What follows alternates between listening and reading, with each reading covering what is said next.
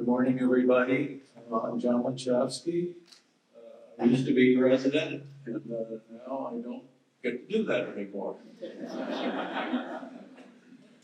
I want to thank everybody who's here. I want to thank our faculty who labor wonderfully for this cause, our staff, our trustees, our advisors, our benefactors, our alumni, our students, and the friends and family members of our graduates who are here, who have helped make this whole day and the results of years of work possible. It is a great blessing that we're all here together.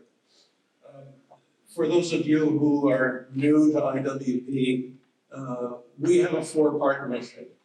It is to help create leaders who have a sound understanding of the realities of the global strategic environment, and who have a sound understanding of the different arts of statecraft, the instruments of national power, how each of them needs to be used, and how they should be integrated in the larger orchestra of our national strategy.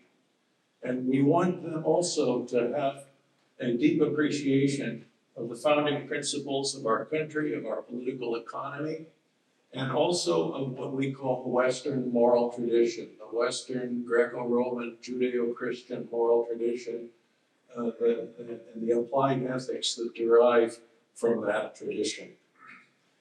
But we're a professional school. We teach our students how to use power. But we also have an ethos which distinguishes us, I believe, from just about every other school in our field. And it has something to do with serving a cause higher than oneself. It involves a spirit of service.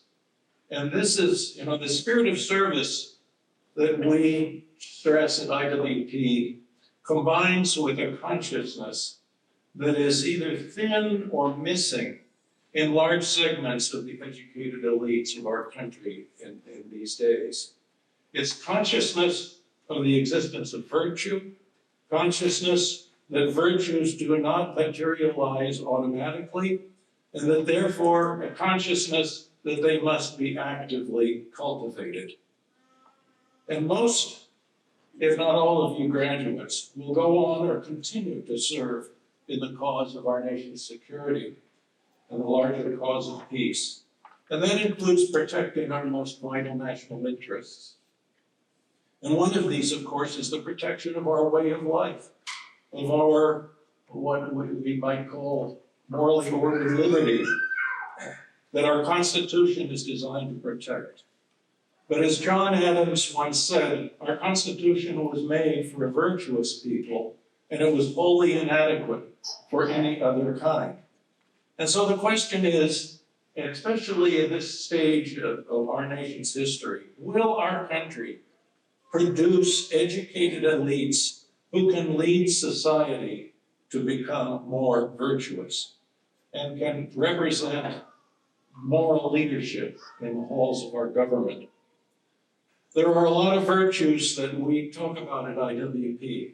I like to remind everybody about some of them, and I think one of the most useful sources is General MacArthur's valedictory speech at West Point, the famous Duty, Honor, Country speech, where he lays out a whole set of virtues that are needed by those who wear the uniform. We at IWP believe that those who are engaged in intelligence, in foreign policy analysis, in the development of policy, those who are involved in the process of sending those in uniform into harm's way, have to have those virtues as well. And there are a lot of them that MacArthur reviewed. He talked about reliability, honesty, trustworthiness. He talked about patriotic self-abnegation, heroic self-sacrifice, steely determination to get them to accomplish the mission, but then humility and modesty in victory, the avoidance of arrogance, courage, prudence. It's a wonderful list. And to me, every one of these is extremely important, but several of them really stand out. And one of them is courage. Courage, especially today when there's so much groupthink in Washington, in all of our government agencies, in the media, and so on and so forth, is especially needed. We need people who have the courage to see the truth when all about them are willfully blind. People who have the courage to tell the truth to power, as Captain Glass referred to. We need honesty, intellectual integrity, and this is something that has to trump the desire to get ahead simply in one's career, because one can pander to those who would seek some kind of a stilted view of the world, a biased intelligence analysis, and so on and so forth. But it doesn't work. If the President of the United States doesn't get the truth, and it doesn't come from you who may be working in one of these key fields, then how are we going to be successful in our mission? Prudence is another one of them that stands out, and this is the great virtue of the statesman. We at IWP try to avoid ideological templates because each one of them can stray into utopianism and into all kinds of severe misjudgments in matters of life and death. And in our businesses, the errors that are made are the costliest errors in blood and treasure that can be made by anybody in our public life. Prudence is the answer, not ideology.